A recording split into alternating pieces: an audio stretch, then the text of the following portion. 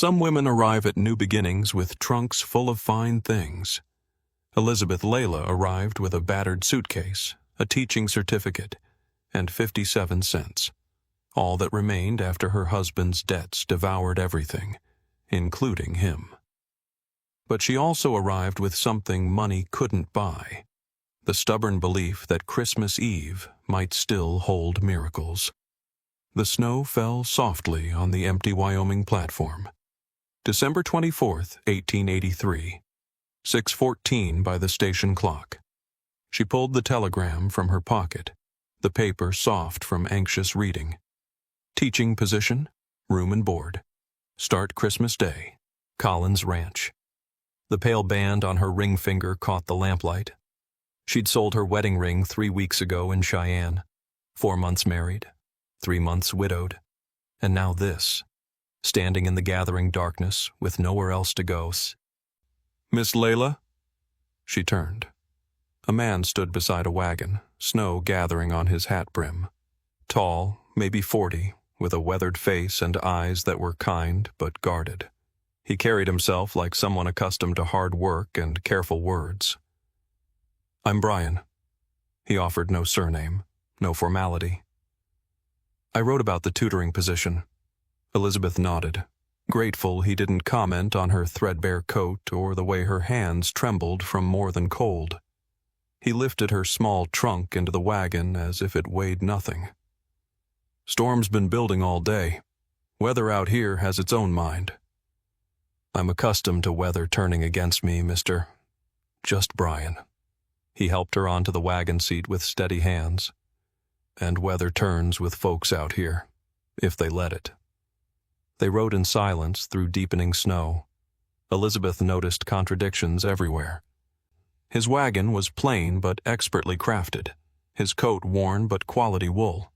The horses moved with the confidence of animals well fed and meticulously cared for. She assumed what made sense: a hard-working rancher, honest labor, modest means.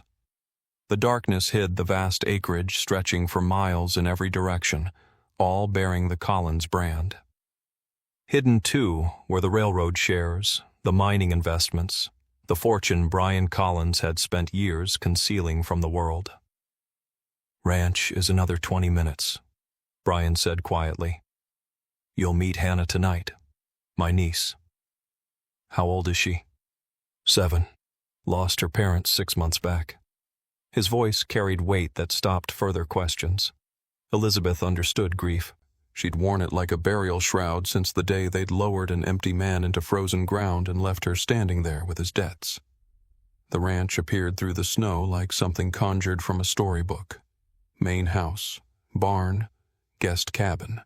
Warm light glowed in every window. Elizabeth saw sanctuary.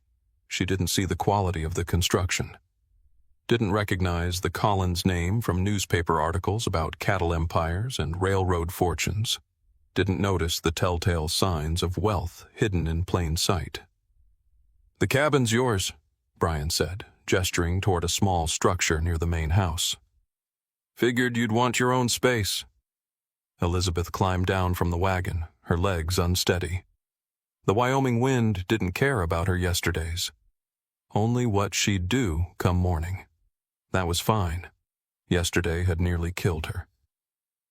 "Before we move on, take a break with me, Joe. Pour yourself a warm cup of tea. Settle in and tell me what time it is, where you are listening from, and if you are enjoying this story so far, consider subscribing. It helps more than you know."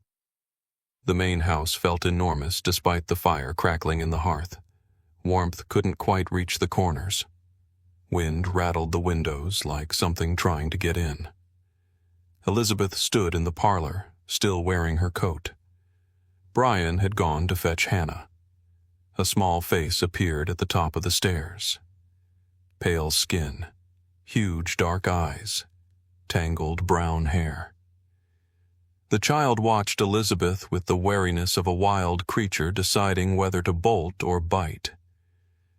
"Hannah," Brian said gently from behind Elizabeth. "This is Miss Layla. She's come to teach you." The child didn't move. didn't speak. Her eyes never left Elizabeth's face. "Hannah hasn't talked since her parents passed," Brian explained quietly. "Fever took them both in 4 days. She watched them slip away, helpless." Elizabeth's heart broke and mended in the same breath. She knew about walls. She'd built plenty herself. She approached slowly, holding a reader she'd brought from her trunk. "Hello, Hannah. I thought we might—" The child bolted. Her feet thundered up the stairs, and a door slammed overhead. "Give her time," Brian said.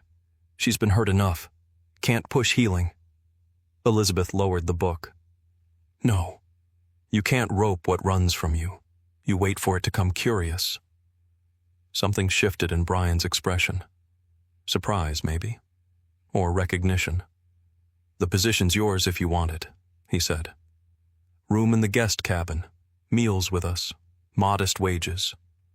Hannah needs schooling, but more than that, she needs—" He stopped, searching for words. "She needs someone who sees her as more than broken."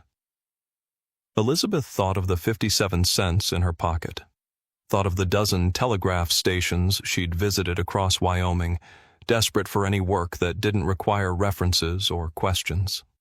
Thought of her family's letters returned unopened because a woman who'd married so poorly deserved her poverty. "I accept." Brian's relief was visible. "I'll show you the cabin." Outside, snow fell harder. The guest cabin stood 30 yards from the main house, close enough for propriety, far enough for privacy. Brian opened the door and lit the lamp inside. Elizabeth stepped into warmth. Someone had prepared this space with care.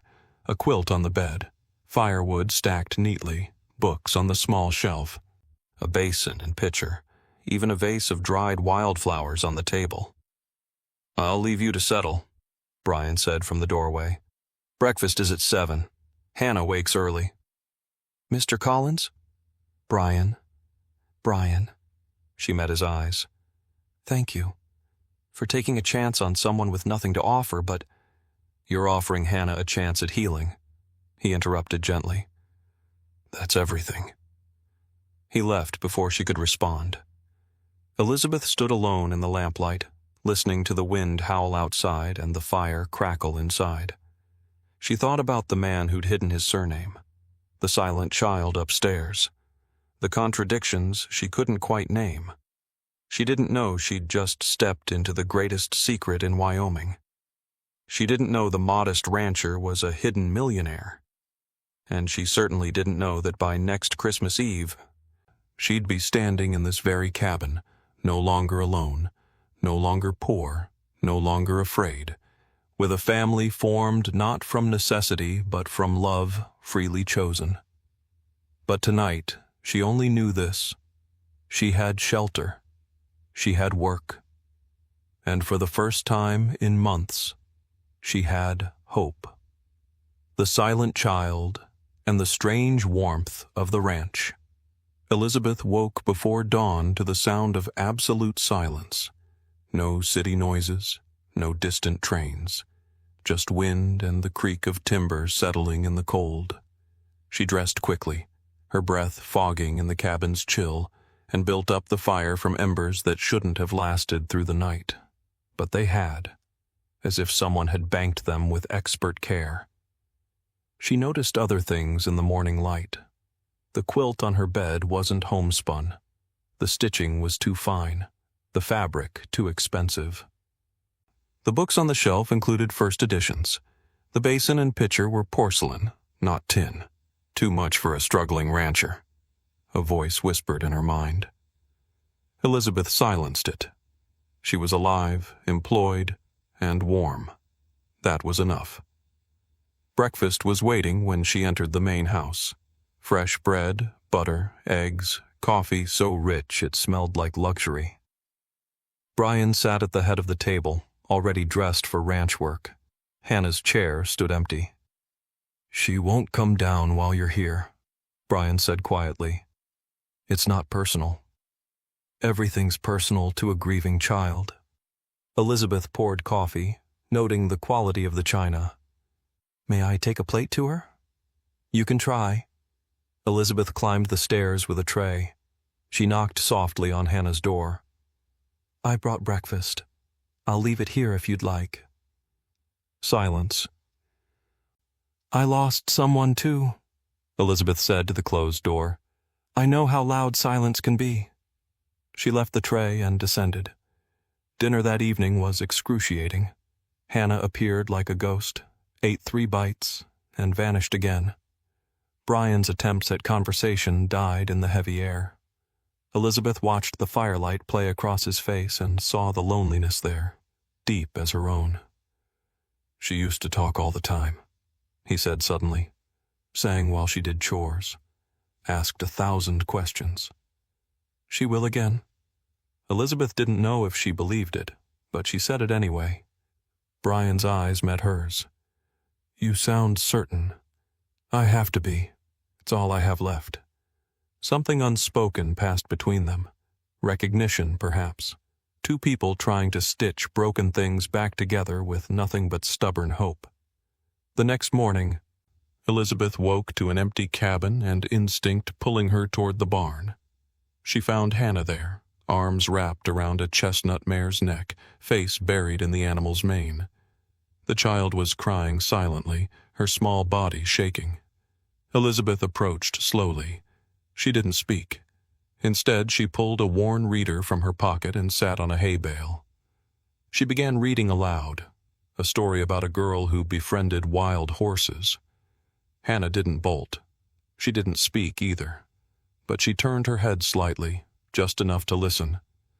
From the barn entrance, Brian watched, his heart caught between grief and something that felt dangerously like hope. Winter deepens. Hearts begin to thaw.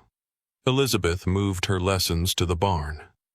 She taught arithmetic by counting oats, geography by tracing the mare's ancestry across continents, literature by reading stories of wild mustangs and frontier girls who tamed them. Hannah sat on hay bales, silent but present, her eyes tracking every word. On the 4th day, when Elizabeth asked the mare's name, Hannah whispered, "Copper." 2 syllables, barely audible, but they shattered the silence like spring breaking through ice. Elizabeth's hand trembled as she turned the page. "Copper is a beautiful name."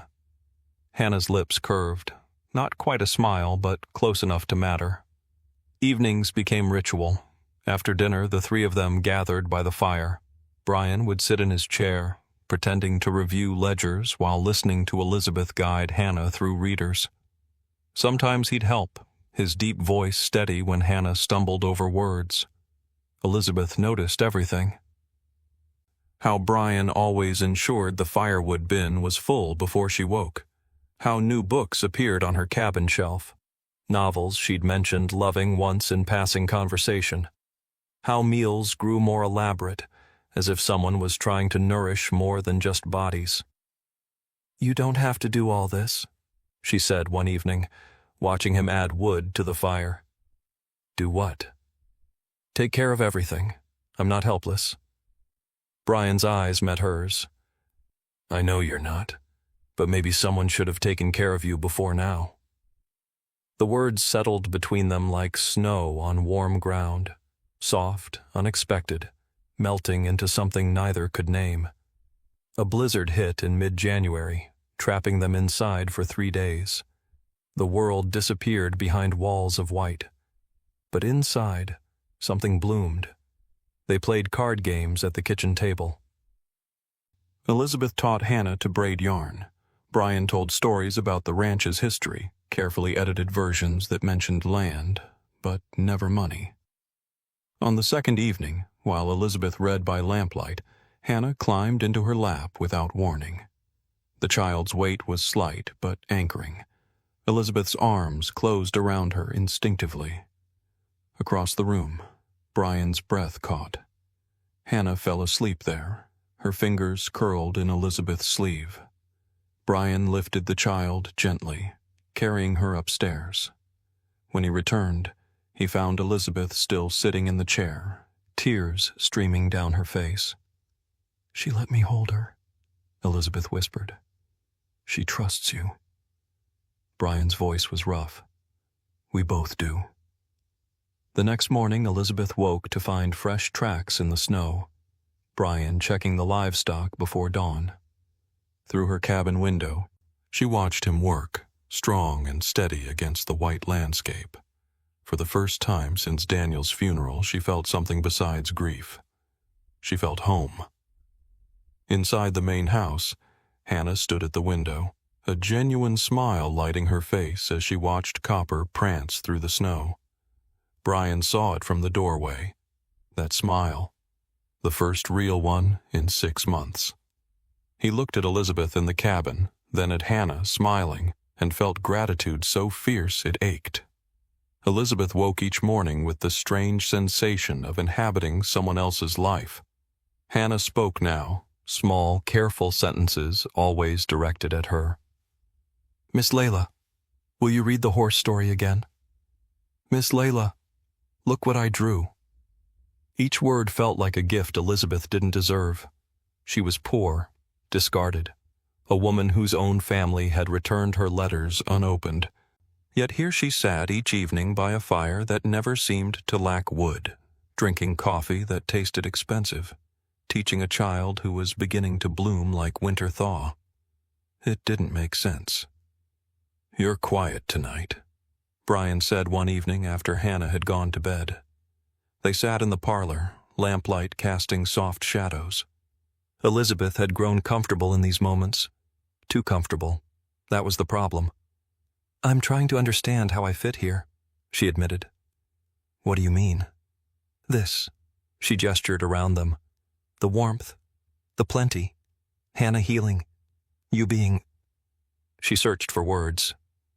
Kinder than any man I've known. Brian studied her face. You think kindness requires explanation. In my experience, it requires payment. Something flickered in his eyes. Pain, maybe, or recognition. Not everything's a transaction. Elizabeth? The use of her first name sent warmth through her chest. They'd been sharing stories lately. His about building the ranch, hers carefully edited to hide the worst of Daniel's cruelty. In the lamplight, with wind howling outside, the world felt small enough to hold just the two of them. Dangerous territory for a woman who'd sworn never to depend on a man again. Mrs. Whitford, the school teacher from town, visited the following week to assess Hannah's progress.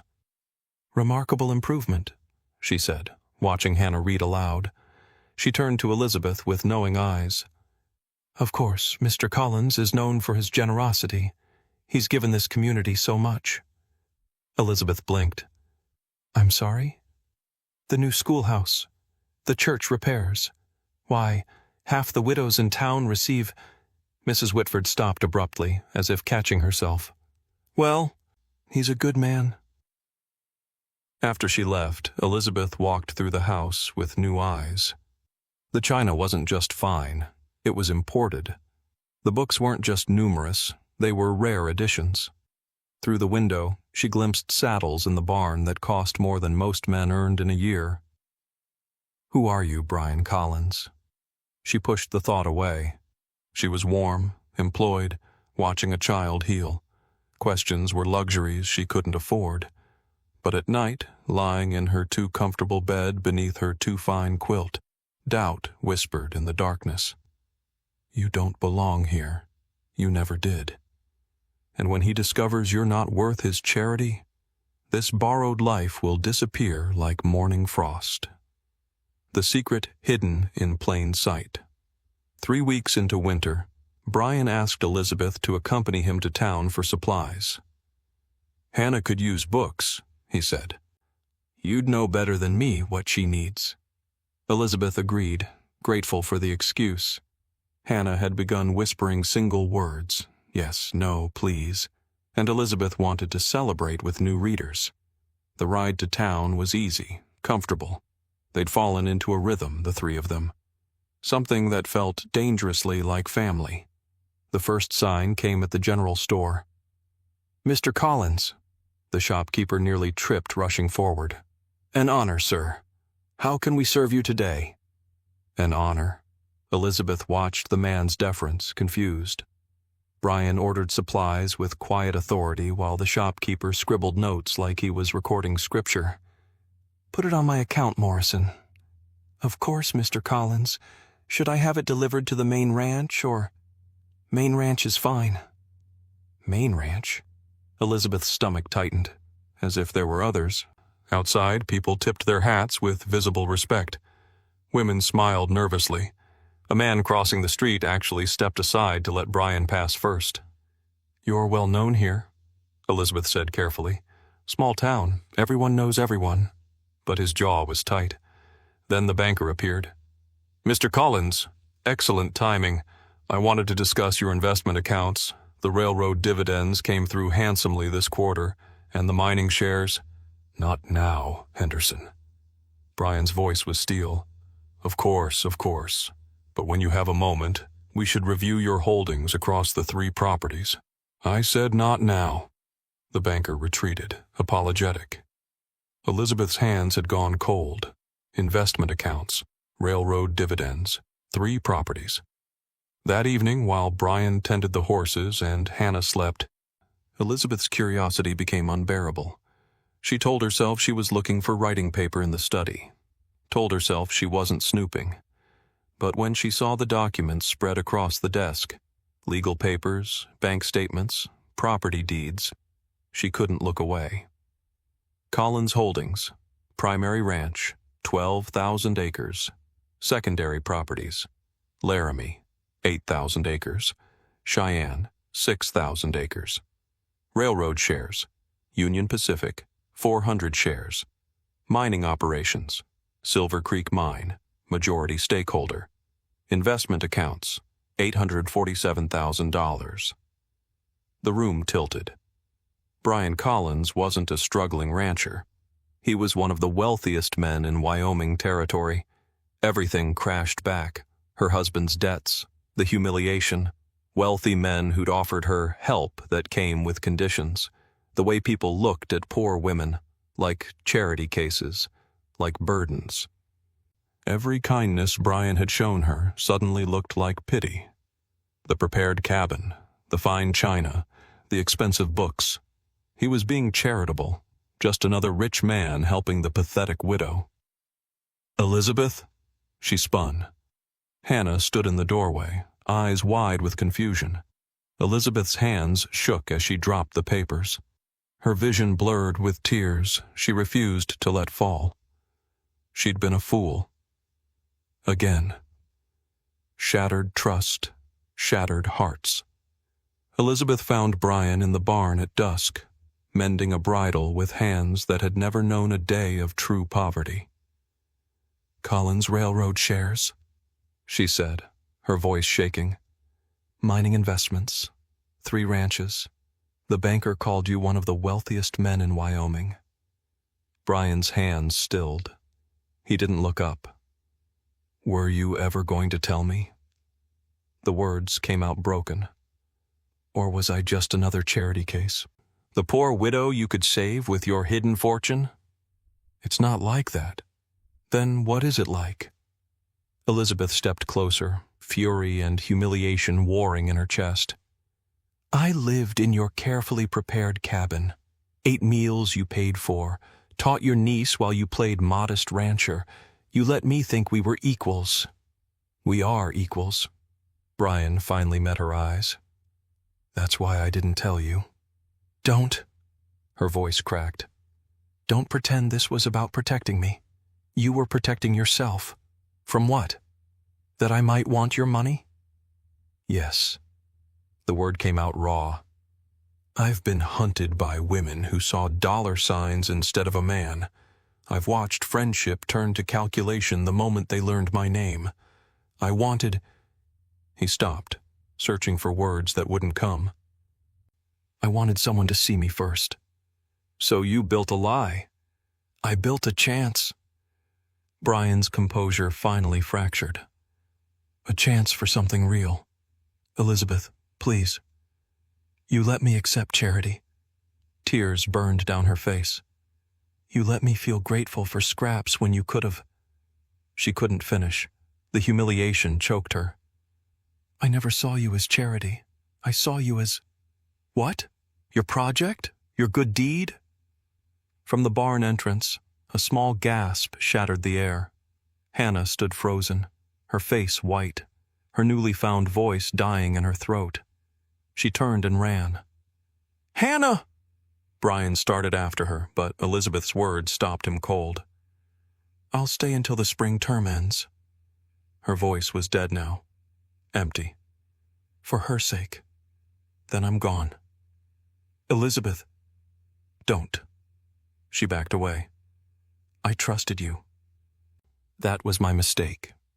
She walked out into the gathering darkness, leaving Brian standing alone among the horses, wealthy beyond measure and completely, devastatingly poor.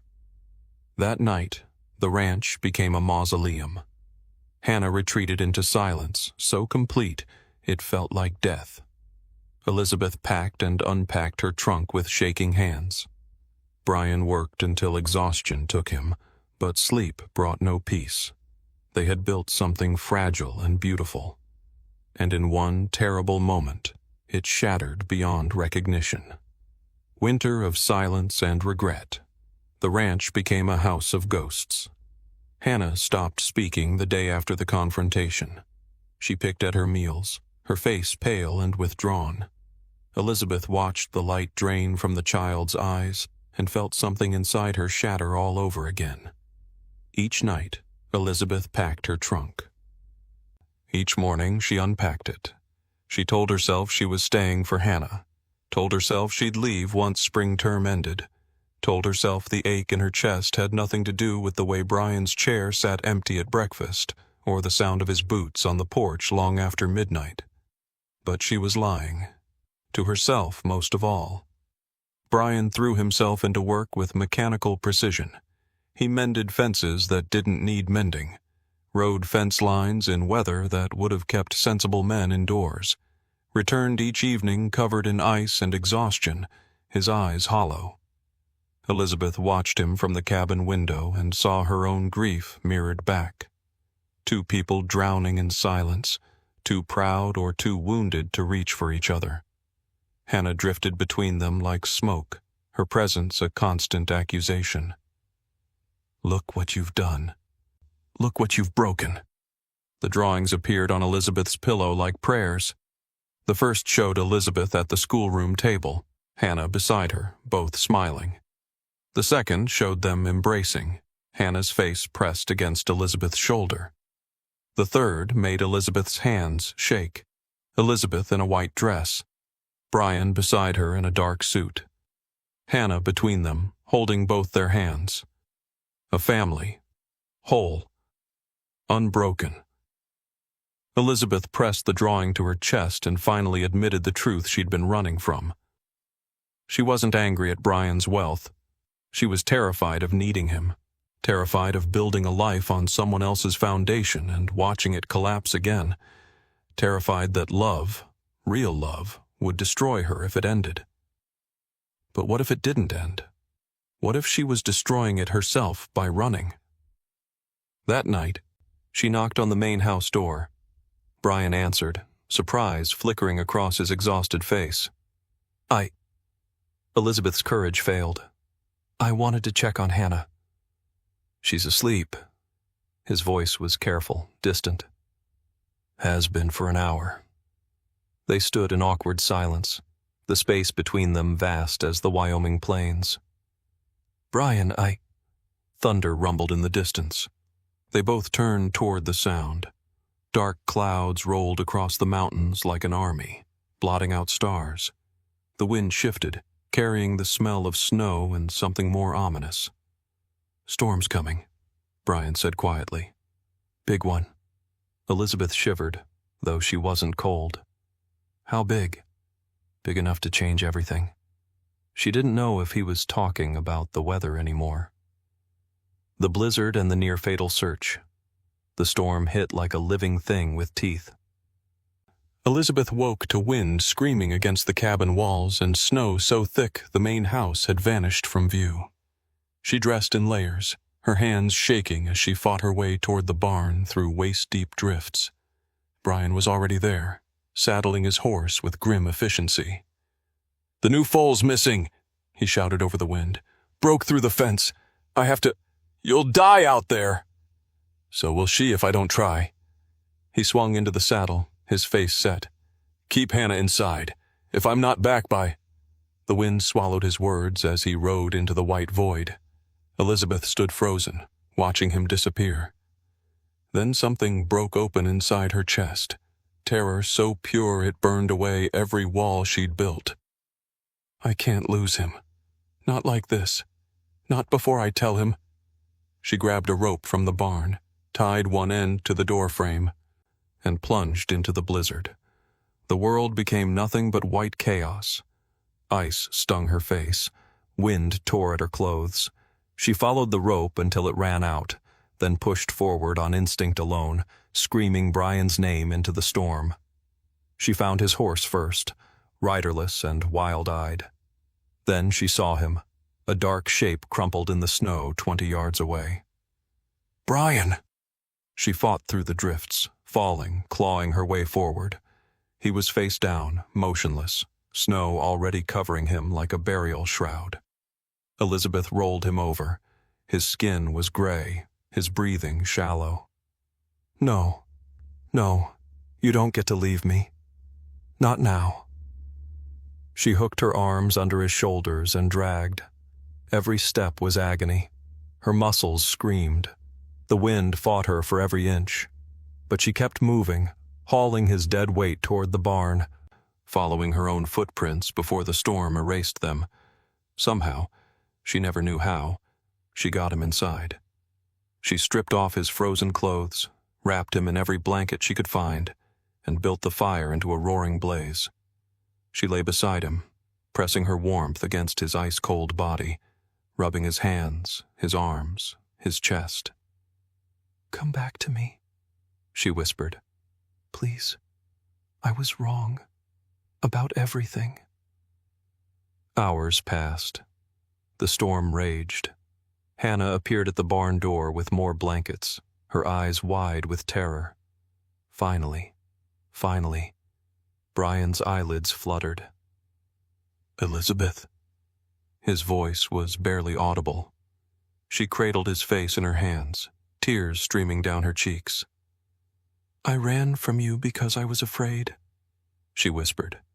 "Not of your money, not of your secrets. I was afraid of loving you, because I couldn't survive losing someone again." His hand found hers, weak but certain. "You won't lose me. Not if you stay. I'm staying. I'm staying forever." Brian woke by the fire, Elizabeth's hand still clasped in his. Dawn light filtered through the windows, soft and forgiving. Hannah slept, curled against Elizabeth's side, her breathing finally steady. "I need to tell you something," Brian said quietly, his voice rough. "About why I hid everything." Elizabeth waited, her thumb tracing circles on his palm. 3 years ago, a woman came to the ranch. Beautiful, charming. She said she loved me. He exhaled slowly. She loved the Collins fortune. When I wouldn't give her access to my accounts, she spread rumors through town that I'd ruined her reputation. Nearly destroyed everything I'd built here. "So you hid," Elizabeth said softly. "I hid." His eyes met hers. "And then you arrived, with nothing, asking for nothing. And I was terrified. Terrified you'd see the money and everything would change. Terrified I was deceiving you. Terrified of wanting you this much." Elizabeth's throat tightened. "I ran because I was afraid too. My husband made me dependent, then weaponized it. Left me so broken I couldn't tell the difference between love and charity." She touched his face. "I thought if I needed you, I'd lose myself again." "You could never lose yourself, Elizabeth. You're the strongest person I know." "Then we were both fools. she whispered. "Building walls when we should have been building bridges." Brian pulled her close, careful not to wake Hannah. "No more walls, no more secrets. Just honesty, partnership, whatever you need from me." "What I need," Elizabeth interrupted, "is to stay because I choose to, not because I have nowhere else to go." Hannah stirred between them, her eyes opening slowly. For a moment, she looked confused. Then she saw Elizabeth still there, Brian beside her, and her face crumpled. "Please don't leave us," she whispered, the first full sentence she'd spoken since her parents died. Tears streamed down her cheeks. "Please, Miss Layla, please." Elizabeth gathered the child into her arms, her own tears falling freely. "I'm not leaving, sweetheart. I promise. I'm staying forever." "You mean it?" "I mean it." Elizabeth kissed her forehead. "You're stuck with me now." Hannah clung to her, sobbing with relief, and Brian wrapped his arms around them both. 3 broken pieces finally fitting together. 2 weeks later, Elizabeth rode into town alone.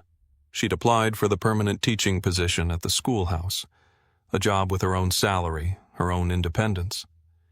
When she returned that evening, contract signed, Brian was waiting on the porch. "I got it," she said, climbing down from the wagon. His smile was brilliant. "I never doubted you would. You're not upset that I'll be working in town?" "Upset?" Brian crossed to her, taking her hands. "Elizabeth, I'm proud.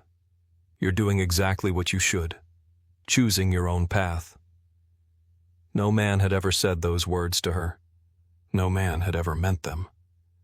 "Then I'm choosing you," she whispered. "Not because I need you, because I want you."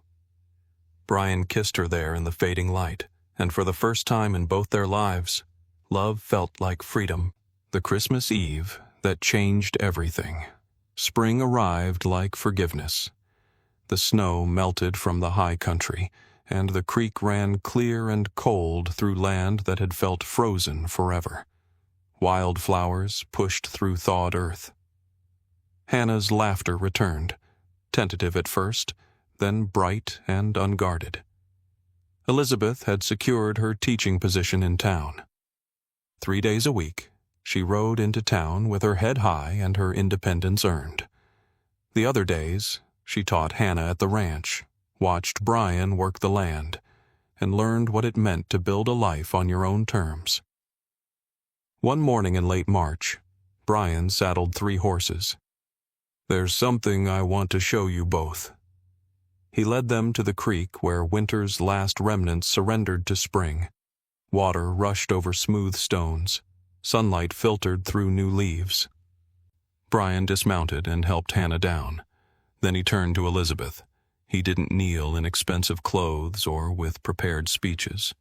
He knelt in his work shirt and worn boots, his hands calloused from honest labor, his eyes holding everything words couldn't carry.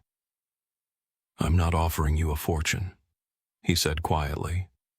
"I'm offering you mornings with Hannah, evenings by the fire, a life we build together, the 3 of us."